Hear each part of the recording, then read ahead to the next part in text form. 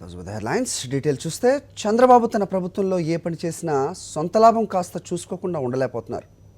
ప్రభుత్వం ఖర్చు పెట్టే ప్రతి రూపాయిలో కూడా కొంత తమ వ్యాపారాలకు ఉపయోగపడేలా చూస్తున్నారు.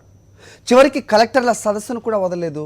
తన సొంత అనుచరుడు టీడీపీ ఎంపీ ఫంక్షన్ హాల్లోనే ఈ సదస్సు నిర్వహించి విమర్శలకు తావిచ్చారు.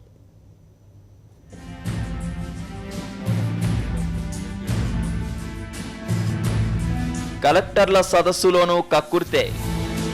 టీడీపీ ఎంపీ ఫంక్షన్ హాల్లో సదస్సు, వెన్యూ వేదికగా 2 రోజుల సదస్సు, ఊరికి దూరంగా సదస్సు, సదస్సు కోసం ₹1 కోటి ఖర్చు, హెరిటేజ్ ఉత్పత్తుల అమ్మకాలతో ఇప్పటికే విమర్శలు.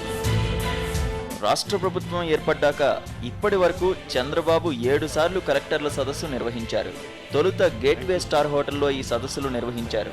ఖర్చు భారీగా అవుతుందని తర్వాత వేదికను విజయవాడలోని A1 ఫంక్షన్ హాల్కు మార్చారు.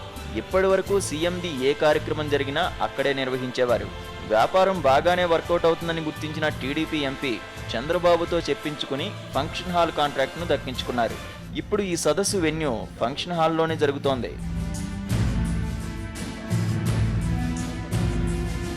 ఈ కలెక్టర్ల సదస్సుకు ఎప్పట్లాగే భారీగా నిధులు ఖర్చు చేస్తున్నారు.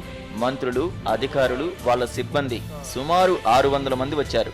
వీరందరికీ స్టార్ హోటళ్లలో బస, విమాన ఛార్జీలు, ఖరీదైన భోజనం 2 రోజులకి కలిపి సుమారు ₹1 కోటి వరకు ఖర్చు చేయనున్నారు.